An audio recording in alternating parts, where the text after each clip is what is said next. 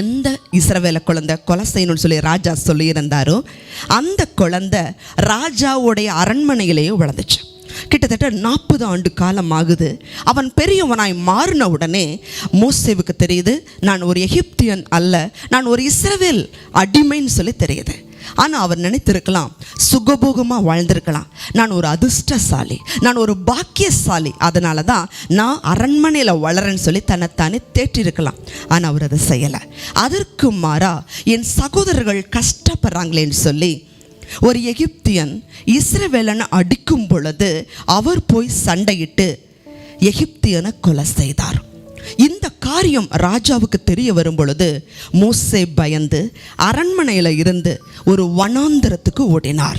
மீதியான் தேசத்துக்கு போய் அங்கே 40 வருஷம் ஆடுகளை மேய்த்து கொண்டிருந்தார். இதுவே ஒரு சராசரி மனிதனாக இருந்திருந்தா யாராவது அரண்மனை வாழ்வை விட்டுட்டு ஓடுவாங்களா? ஆனால் அரண்மனை வாழ்க்கையை விட தன் சகோதரர்களை மீட்டு எடுக்கணுங்கிற ஒரு வெறி அவருக்குள்ளே இருந்துச்சு.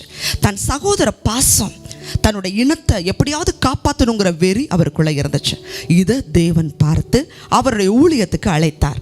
அது மாத்திரமல்ல, ஆண்டவர் ஊழியத்துக்கு அழைச்சதுக்கு பிறகும் ஆண்டவர் என்னென்ன பொறுப்புகளை மோசேக்கு கொடுத்தாரோ அந்த பொறுப்புகளை எல்லாவற்றிலும் மோசே உண்மை உள்ளவராய் இருந்தார். ஆனால் இந்த உலகத்தில் எந்த மனுஷன் ஆண்டவருக்காக வைராக்கியமாக இருக்கிறாங்களோ, ஆத்தும பாரம் அவங்களுக்கு அதிகமாக இருக்குதோ, ஜனங்க அழியக்கூடாது, சுவிசேஷம் எப்படியாவது அவங்களுக்கு போகணுங்கிற ஆத்தும பாரம் வெறிய அவங்களுக்கு இருக்குதோ, நிச்சயமாக அவங்க கிட்ட ஆண்டவர் பேச முடியும்.